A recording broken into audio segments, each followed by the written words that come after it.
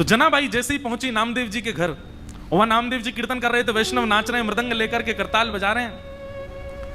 तभी जनाबाई को क्या दिखा कि श्वेत श्वेत वस्त्र, श्वेत श्वेत टोपी पहने सब वार करी, और इनके बीच में एक पीतांबरी पहने और गोल गोल गोल कोई घूम रहा है। जनाबाई 4 दिन से तो दर्शन हुए नहीं थे ठाकुर जी के। गौर से देखा तो महाराज, आहा, जैसे ही दर्शन किया जनाबाई के तो रोम रोम प्रफुल्लित हो गए, आनंदित हो गए। आहा, साक्षात पंडरीनाथ भगवान नृत्य करने नामदेव जी के कीर्तन में। जनाबाई तो वहीं बैठ गई। अब तो तुकाराम जी के, नामदेव जी के पिताजी ने सबको बोला ये लाली यहीं रहेगी हमारे घर पर, और यहीं इसका खान पान, कोई इसको कुछ नहीं बोलेगा, ये जैसे चाहे वैसे रह सकती है। जनाबाई छोटी सी हैं, पूरे दिन केवल उनको एक ही प्रतीक्षा रहती थी, कब कीर्तन हो, कब विठ्ठल आएंगे, मैं उनका दर्शन करूंगी। वो किसी को दर्शन नहीं होते, जनाबाई को होते थे।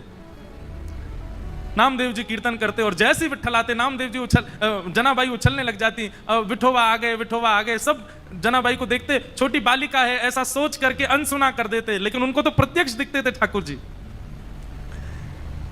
सब लोग दर्शन करने के लिए जाते थे, जनाबाई को कहते थे तुम चलो साथ में। जनाबाई कहती मुझे मंदिर जाने की जरूरत नहीं है। क्यों? बोले शाम को कीर्तन होता है ना, विठ्ठल यहीं आते हैं, मैं यहीं देख लेती हूं उनको। ऐसे करते करते जनाबाई का प्रेम और एक जैसे मित्रता संबंध हो गया श्री ठाकुर जी के साथ में। पूरे दिन सेवा करती, और सेवा करने के बाद शाम को बैठ करके ठाकुर जी का चिंतन करती, ठाकुर जी के लिए प्रसाद क्या बनाना है, क्या सिद्ध करना है, सब विचार करती जनाबाई। ठाकुर जी इतने भाव से बुलाती ठाकुर जी को, ठाकुर जी आते थे उनके पास। एक दिन की बात, नामदेव जी ने ऐसा सुंदर कीर्तन किया कि ठाकुर जी और दिन से ज्यादा अधिक नृत्य किए उस दिन। इतना नृत्य किया कि जनाबाई जैसे ही कीर्तन पूर्ण हुआ, जनाबाई रोने लगी। कोने में बैठी बैठी रो रही थी। सब लोग सोचने लगे क्या हो गया, पता नहीं छोटी सी बालिका रो रही है। नामदेव जी के पिताजी ने जाकर के कहा, बोले हे जनाबाई तुम रो क्यों रही हो? जनाबाई कहती हैं आज कीर्तन इतना सुंदर हुआ। बोले सुंदर कीर्तन में रोया जाता है? बोले नहीं, मैं इसलिए नहीं रो रही, आज कीर्तन इतना सुंदर हुआ कि पंडरीनाथ आए, विठोबा आए और इतना नृत्य किया, मुझे तो मन में पीड़ा हो रही है। वो पूरे दिन खड़े रहते हैं, इतना नृत्य करके गए, कहीं उनके पांव दर्द तो नहीं कर रहे होंगे, कोई उनके पांव दबा रहा होगा कि नहीं, मुझे तो उस बात की बड़ी पीड़ा होती है। आप नामदेव जी से कह देना वो इतना ज्यादा अच्छा कीर्तन ना किया करें, सामान्य कीर्तन किया करें। वो अच्छा कीर्तन करते हैं तो श्री ठाकुर जी उसमें बहुत नाचते हैं, उनको कहीं पीड़ा ना होती हो चरणों में। बंधुओं, ये सब भाव ठाकुर जी आपके जब से प्रसन्न होते हैं तब से प्रसन्न होते हैं, नियमों से प्रसन्न होते हैं, आपकी विचारधारा भावनाओं सबसे प्रसन्न होते हैं। पर जब ऐसी भावनात्मक बुद्धि आपकी हो जाती है, आप छोटे छोटे भावों में भी चिंतन करने लगते हो, तब ठाकुर जी अति प्रसन्न होते हैं। हमारे गोवर्धन के श्री पंडित गया प्रसाद जी महाराज, अभी की बात 20-25 वर्ष पहले गिरिराज जी में झाड़ू लगाते थे। कोई कहता बाबा तुम पूरी गिरिराज जी में झाड़ू काहे को लगाओ? तो बाबा ब्रज भाषा में बड़े भाव से बोलते, कहा बताऊं, जे नंद जी को लाला माने नाए, नंगे पाम डोले पूरे ब्रजमंडल में, और नंगे पाम डोल तो गिरिराज जी पे आतो होएगा, तो यहाँ पे ये कंकड़ पत्थर और ये कांटे बाकी पामन में लग जाते होंगे, फिर रोतो जातो होगो, यशोदा मैया को बताते होगो, या मेरे मन में तो भाव आवे कि मैं झाड़ू लगाए कि सबरे कंकड़ पत्थर और सबरे कांटे इनको किनारे कर दूं, कहीं नंद जी को लाला आवे तो बाकी पामन में कहीं कोई कठोर वस्तु लग नहीं जाए। और ये बात कहते कहते रोने लग जाते थे। ऐसे भाव। बंधुओं, क्षमा करना, आपका नियम 1 घंटे से 4 घंटे में परिवर्तित हो गया, आपकी साधना 4 घंटे से 1 दिन में परिवर्तित हो गई, आपकी तीर्थ यात्रा हर साल की 4 बार की फिक्स हो गई, इससे ठाकुर जी प्रसन्न नहीं होते। पर आप जब भी नेत्र बंद करते हो, आपके चिंतन में एक भाव, एक प्रेम प्रकट होता है, जैसे अपनों के लिए होता है वैसा प्रेम ठाकुर जी के लिए प्रकट होता है, तो ठाकुर जी प्रसन्न होते हैं। जनाबाई मन में सोच रही है, मेरे पास बिठोबा होते, मेरे पास बिट्ठल होते, घी लेकर के आती, चरणों में मालिश करती, अपने हाथ से चरण दबा देती, मेरो बिठोबा बहुत कष्ट में आ गए होंगे आज तो। और यही बोलती जा रही है, यही बोलती जा रही है। अब सब तो वहां से उठ करके सोने चले गए, लेकिन वो यही चिंतन कर रही है, आज विट्ठल के पांव में दर्द हो रहा है, आज मेरे पंडरीनाथ के चरणों में दर्द हो रहा होगा। ये भाव मन में सोच ही रही थी कि इतने में ही पीताम्बरी पहने, कटी पर हाथ धरे, सुंदर श्यामल वर्ण ठाकुर जी का श्री पंडरीनाथ भगवान वहीं प्रकट हो गए। और प्रकट होकर के जनाबाई के सामने बैठ करके पांव आगे पसार दिए, बोले रो क्यों रही हो, तो फिर दबाओ हमारे चरण। आपको अगर लग रहा है कि हमारे पैरों में पीड़ा हो रही है तो दबाओ ना। आहा, जनाबाई, छोटी सी जनाबाई अपने हाथों से ठाकुर जी के चरण दबा रहे हैं।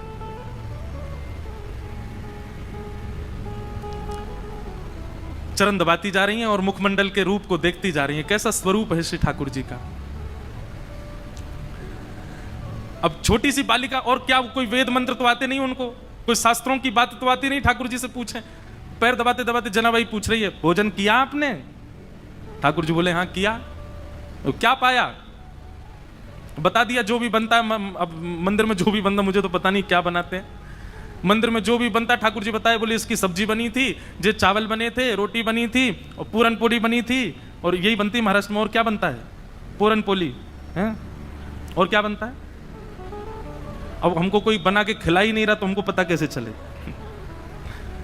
हम तो अपने महाराज संग लेके आए, बेचारे वो रोज दाल चावल रोटी सब्जी बना देते, वही पाले रहे। ठाकुर जी ने बताया, बोले पूरन पोली बनी, ये सब्जी बनी, चावल बने, ये सब पाया मैंने। जनाबाई पैर दबाते दबाते, अच्छा कल क्या पाया था? ठाकुर जी बोले यही पाया था। बोले जो आज पाया वही कल पाया? बोले हाँ यही पाया था। अच्छा तो परसों क्या पाया? ठाकुर जी बोले परसों भी यही पाया था। और 4 दिन पहले क्या पाया था? ठाकुर जी बोले यही बनता है, ये लोग मुझको यही देते हैं और कुछ नहीं देते, इनका फिक्स है, ये वही बनाते हैं वही खिलाते हैं मेरे को। इनका मंदिरों में नियम थोड़ी बदलता है, जो सब्जी है जो दाल है जो वही बनता है, रोज वही खिलाते ठाकुर जी को। जनाबाई बोली आप रोज रोज एक ही भाव खाते हो, मन नहीं भरता आपका? ठाकुर जी बोले भरता तो है, पर ठीक है कोई बात नहीं, भाव से बनाते हैं तो पाता हूं। जनाबाई बोली मैं कुछ नया बना के पवाऊं तो? ठाकुर जी बोले तुम बनाओगी? बोले अभी बना के लाऊं, आप बस बैठो मैं लेके आती हूं। जनाबाई रात में ही गई महाराज, सुंदर रसोई सिद्ध करी, सुंदर नए नए पकवान बनाए, नई नई सामग्री बनाई, और सामग्री बना के थाल में सजा। आधी रात सब सोए हैं पंढरपुर में, और वहां गोपालपुर के ऊपर के स्थान आज हम गए थे तो वहीं के चिंतन आ रहा है, वहां ठाकुर जी बैठे हैं, ठंडी ठंडी हवा चल रही है, और जनाबाई ने लाके थाली सामने रख दी, ठाकुर जी को कहा पाओ। ठाकुर जी पा रहे हैं प्रेम से, और बड़ा सिर हिला हिला करके चटकारे मार मार करके पा रहे हैं। बोले आहा आज तो नया नया भोजन मिला है, हाँ जनाबाई तेने तो आज आनंद कर दिया, इतना सुंदर भोजन बनाया। बीच बीच में ठाकुर जी इतनी जल्दी खाते हैं कि अपने वस्त्रों पर गिरा देते हैं। तो जनाबाई कहती है अरे आराम से खाओ, कहाँ जाना है? बोले तुमको क्या पता, अभी 3:30 बजे मंगला आरती होनी है, मुझे पहुंचना है अभी वहां पर। ठाकुर जी प्रेम से पा रहे हैं। बीच बीच में जनाबाई का इच्छा होती है, मन होती है कि मैं खिला दूं एक ग्रास, लेकिन अभी भय लग रहा है मन में कि कहीं मैंने कहीं हाथ बढ़ा दिया तो कहीं ठाकुर जी नाराज तो नहीं हो जाएंगे। ठाकुर जी ने प्रसाद पाया, बोले जनाबाई कल फिर आऊंगा, बढ़िया बना के रखना कुछ अच्छा, फिर पाऊंगा कल, अभी जाता हूं, हाँ मंगला की समय हो गई। ठाकुर जी दौड़े आए, सीधे महाराज घंटे घड़ियाल बजने लगे, और मंगला आरती शुरू 3:30-4 बजे से ठाकुर जी का अभिषेक होने लगा। 1 दिन 2 दिन 3 दिन 4 दिन 5 दिन बीत गए। रोज ठाकुर जी रात में चले जाते हैं और प्रसाद पाके आते हैं। रुक्मणी जी आई एक दिन मंदिर में, और यहां बस शयन की तैयारी हो रही थी। रुक्मणी जी आकर के बोली, वो भी ऐसी खड़ी हैं, ऐसी बोली होंगी, कहां जाते हो आप रात को? ये इतनी रात को कहां जाते हो आप, सही सही बताना। ठाकुर जी बोले गोपालपुर जाता हूं, वहां पर एक मेरी भक्त है जनाबाई, ये मंदिर में तो रोज एक सही बना देते हैं, वहां पे बड़ा नया नया बनाती है, वो खाने में बहुत सुख मिलता है, वहां जाता हूं भोजन करने। रुक्मणी जी बोली अच्छा इतना अच्छा भोजन बनता है कि रोज जाते हो? बोले हाँ वो बड़े भाव से बनाती है। रुक्मणी जी बोली हमको भी ले चलो, हमको भी खिला लाओ। ठाकुर जी बोले लेके चलूंगा लेकिन खिलाऊंगा नहीं, खाऊंगा तो अकेला मैं। वो छोटी सी है, छोटे छोटे उसके हाथ हैं, छोटे छोटे हाथ से थोड़ी सी दाल बनाती है, थोड़ी सी सब्जी बनाती है, एक ही पूरन पूली बना पाती है बेचारी। और तुम चलोगी, तुम्हारा भी पेट मेरा भी पेट, उसको बहुत श्रम हो जाएगा, उसको इतना नहीं बनवाना भोजन।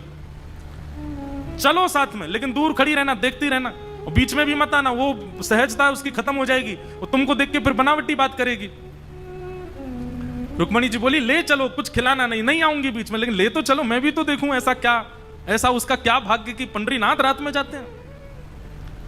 रुक्मणी जी गई हैं, दूर खड़ी देख रही हैं, जनाबाई थाल लेकर के आई है। ठाकुर जी प्रेम से पा रहे हैं। ठाकुर जी पाते, आज ही जनाबाई के मन में आया, बोले आज तो मैं अपने हाथ से खिला के मानूंगी, रोज तो ये मैं डर के मारे नहीं खिला पाती।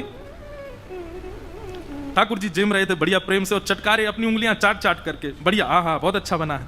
दूर खड़ी रुक्मणी जी के नेत्र सजल हो रहे हैं। ये सौभाग्य तो मुझे भी नहीं मिला कभी, जैसा सौभाग्य जनाबाई को दे रहे हैं। बीच में जनाबाई के मन में भाव आया, आज तो मुझे खिलाना ही है। तभी एक सामग्री उठाकर जनाबाई कहती, बिठोबा ये तो पाओ। और ऐसे खाने में तल्लीन थे ठाकुर जी। ठाकुर जी ने भी विचार नहीं किया, ठाकुर जी ने भी मुख खोल दिया, हाँ खिलाओ। और जनाबाई ने जैसे ही अपना मुख अपने हस्त कमल से सामग्री ठाकुर जी के मुख में दी है, जनाबाई का हाथ वहीं रुक गया, ठाकुर जी का मुख वहीं रुक गया, दोनों के नेत्र सजल। और दूर खड़ी रुक्मणी जी भी कह रही हैं, धन्य है जनाबाई, धन्य है, इनका सौभाग्य देखो, ठाकुर जी साक्षात इनके हाथों से पा रहे हैं। ऐसा भाव। रुक्मणी जी नतमस्तक हो गई, मन में विचार करने लगी कि मैं भी जनाबाई से मित्रता कर लूं, इनके बहाने मुझे भी ये सुख मिल जाया करेगा। जो सुख लक्ष्मी जी को भी नहीं है, वो जनाबाई को दे रहे हैं ठाकुर जी। ठाकुर जी नित्य जाते हैं, रात भर जनाबाई के पास रहते हैं और कुछ नहीं करते। जनाबाई अपना काम करती रहती है, ठाकुर जी बैठे बैठे देखते रहते हैं। बंधुओं, भक्ति जब अपनी स्थिति में आएगी, जैसे मैंने आज प्रारंभ में कहा ना, एक माइलस्टोन, एक बात याद रखिएगा, आपका नाम जब, आपकी साधना, आपका कथा श्रवण, आपका नित्य भगवत स्मरण, उसमें एक बहुत विशेष माइलस्टोन जो आएगा वो ये कि एक दिन आप अपने भावों को शब्द में परिवर्तित करके गाने लग जाओगे। माफ कीजिएगा, क्षमा कीजिएगा, लेकिन अभी भक्ति में गायन प्रारंभ नहीं हुआ, भक्ति में लिखना प्रारंभ नहीं हुआ, भक्ति में शब्दों में पिरो करके उन भावों को पदावली के रूप में करने का प्रारंभ नहीं हुआ, तो अभी आप उस माइलस्टोन पर पहुंच नहीं पाए हो। बात समझ रहे हैं ना मेरी? आपके भक्ति भाव शब्द में परिवर्तित होने लग जाएं, आपका मन हो मैं लिखूं, मैं गाऊं, मैं सुनाऊं, तब समझो कि हाँ अब एक सीमा पर आप पहुंच गए हो, ठाकुर जी के समीप बस पहुंचने ही वाले हो। हम एक बात कथा में कहते हैं, जिसने भी पाया गा करके ही पाया, बिना गाए किसी ने नहीं पाया।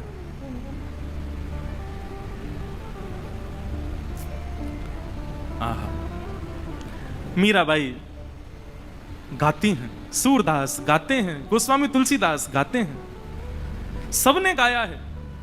आपका भजन, आपकी साधना जब तक गायन में परिवर्तित ना हो, समझना अभी ठाकुर जी दूर हैं आपसे। प्रयास किया करो, उल्टा सीधा ही लिखा करो, लेकिन अपने भावों को पद में लिखने का। कल हम वृंदावन रसामृत पद गा रहे थे, कोई अपनी योग्यता नहीं बता रहा हूं मैं, क्षमा करना, मैं हूं भी नहीं इस लायक, पर पद गाते गाते अंतिम पंक्ति लिखी हमने ठाकुर जी के लिए, श्री पंडितनाथ। और ये हर बार ही ऐसा होता है, जगन्नाथपुरी गए तो वहां पर भी बलभद्र और सुभद्रा संग विराजे ब्रज के नाथ, रथ आरूढ़ भये नंद नंदन, कहलाए जगत के नाथ, वृंदावन प्यारो वृंदावन। द्वारिका में कथा हुई तो वहां के भाव आ गए। वहां का भाव क्या था? विप्रधेनु संतन के कारण, रण छोड़ो ब्रजनाथ। क्यों रण छोड़ करके गए ठाकुर जी? क्योंकि जरासंध जो था वो ब्राह्मणों की सेना लेकर के आ गया था, ब्राह्मणों को अनुष्ठान पर बैठा करके आया। ठाकुर जी ने मन में विचार किया, 17 बार तो हरा दिया इसको, लेकिन अब की बार हराया तो ब्राह्मणों का जो अनुष्ठान है वो निष्फल हो जाएगा, ये ब्राह्मणों का वध कर देगा। तो ब्राह्मणों की रक्षा के लिए विप्रधेनु संतन के कारण, रण छोड़ो ब्रजनाथ। गोमती तट द्वारवती पधारे, द्वारिका का शास्त्रीय नाम द्वारावती है। क्या है? गोमती तट द्वारवती पधारे, गोमती तट द्वारवती पधारे, कहलाए द्वारिका नाथ, वृंदावन प्यारो वृंदा। अब कल पंढरपुर आए तो पंढरपुर आकर के नया भाव आया, क्या? पुंडलीक की सेवा भाव सो रीझे रुक्मणी नाथ, पुंडलीक की सेवा भाव सो रीझे रुक्मणी नाथ।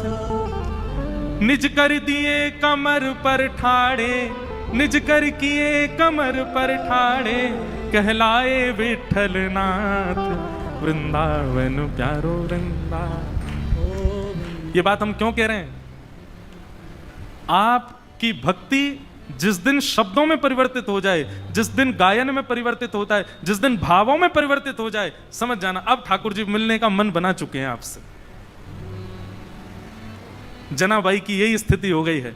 पूरे दिन तो नामदेव जी के घर में सब काम करती हैं, झाड़ू पोंछा बर्तन खान पान सबकी सेवा करती हैं, और रात्रि में चक्की पीसती हैं। और चक्की की जो घर घर घर आवाज आती है, उस घर घर घर आवाज को ही ताल बना करके जनाबाई पद गाती हैं। पता, अब मुझे जनाबाई का कोई पद याद नहीं। मैं पंढरपुर में इसीलिए पीछे रह जाता हूँ, मुझे यहाँ के भाषा का दिक्कत हो जाती है।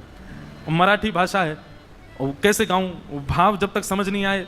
आज 2 बालिकाएं हैं, वो इतना सुंदर गाती हैं, रोज ठाकुर जी को आके सुनाती हैं। और मैं उनसे सुनता तो हूँ, फिर मैं पूछता हूँ इसका अर्थ क्या है, फिर अर्थ सोच करके सोचता हूँ अब मैं गाऊंगा, लेकिन वो शब्द मुझे नहीं बैठ पाते बढ़िया से जुबान पे। तो जनाबाई पद गा रही थी आज, और महाराज ध्यान से सुनिएगा सब लोग, जनाबाई पद गा रही थी और इतने में ठाकुर जी आ गए।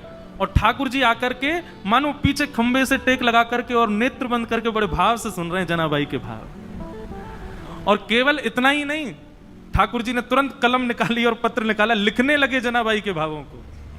बताओ, दुनिया गाती है, आप लिखते हो, जनाबाई गा रही है, ठाकुर जी लिख रहे हैं उसके पदों को। कितना सुंदर भाव। जनाबाई का भाव जैसे ही पूर्ण होवे, ठाकुर जी कहें और सुनाओ ना, अभी क्यों नहीं गा रही हो, और कुछ गाओ ना, इतना बढ़िया गा रही हो। जनाबाई बोली, 2 काम एक साथ कर रही हूं मैं, ये चक्की भी चला रही हूं, गा भी रही हूं, कैसे होगा इतना, मैं बालिका ही हूं, छोटी हूं अभी। तो ठाकुर जी बोले, तुम गाओ, हम चक्की चलाते हैं, तुम गाओ। और जनाबाई का हाथ में हाथ, ऊपर से जनाबाई ने पकड़ा, नीचे ठाकुर जी पकड़ करके चक्की चलाते हैं, और जनाबाई गाती है, ठाकुर जी उनके मुखमंडल को ही देख रहे हैं। आहा। एक बात कहूं बंधुओं, भक्ति का मतलब क्या है? प्रारंभ हो तो आप ठाकुर जी के पीछे पड़े रहो, लेकिन स्थिति ऐसी आवे एक दिन कि ठाकुर जी आपके पीछे पड़े रहे। ये समझो भक्ति है। आप ही उनके पीछे पड़े हो और वो उनको कोई फर्क नहीं पड़ रहा है, तो फिर ये भक्ति नहीं है, ये समझो एक तरफा प्रेम है आपका। स्थिति ऐसी हो जाए महाराज कि ठाकुर जी आपके बगैर नहीं रह पाए, ठाकुर जी को आपके बिना राजी नहीं हो, ठाकुर जी को आपके बिना व्याकुलता हो जाए, ठाकुर जी को जब तक आपकी थाली, अब कितने भी भक्तों को देखो, वहां कर्मा बाई बिना नहाए तो खिचड़ी बनाती है, ठाकुर जी दौड़ करके आते हैं उनकी खिचड़ी पाने। भक्ति का मूल रूप यही है कि आप ठाकुर जी का भजन करो, लेकिन एक स्थिति ऐसी आवे कि मेरा सुमिरन हरि करे, मेरी स्मृति ठाकुर जी कर रहे हैं, मेरे स्मरण में ठाकुर जी हैं। आहा, जनाबाई के भाव इतने प्रिय लगने लगे। ठाकुर जी कहें तेरे काम मैं करूं, तू बस गाती रहे। ठाकुर जी चक्की चलाते हैं वहां बैठे बैठे।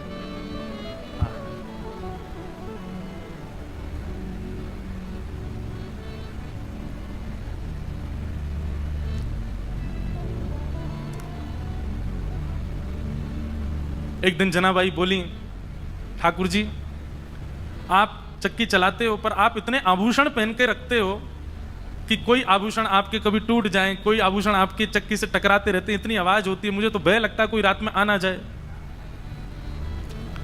ठाकुर जी बोले हम आभूषण उतार देते हैं। तो ठाकुर जी ने अपने सारे आभूषण उतार करके रख दिए और लिए चक्की पीसने लगे।